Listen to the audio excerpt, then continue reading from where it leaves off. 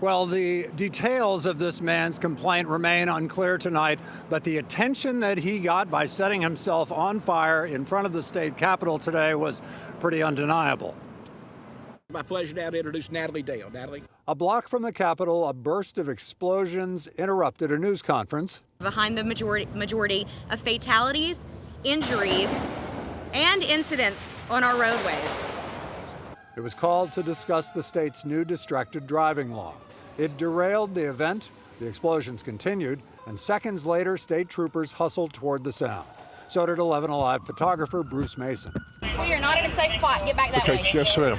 A block away, state troopers spotted a man outside the front steps of the state capitol. You heard the explosions that went off. It appears by the combination of use of some type of firework and gasoline, he set himself on fire. Authorities say it took a nearby state trooper only a moment to extinguish the fire. But they also feared there was another explosive.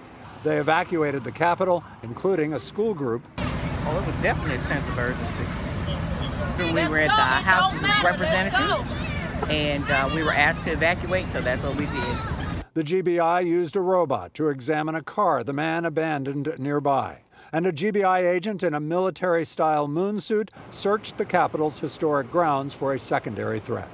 Meantime, the evacuation area widened to cover 2 nearby churches and a daycare center packed with small children.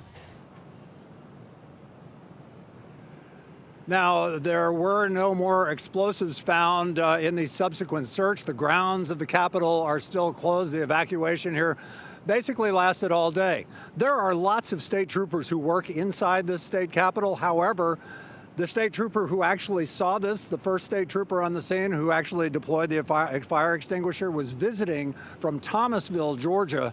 And we will have an exclusive conversation with that man tonight on 11 Alive News at 6. Yeah, Live at the Capitol, Doug Richards, 11 Alive News.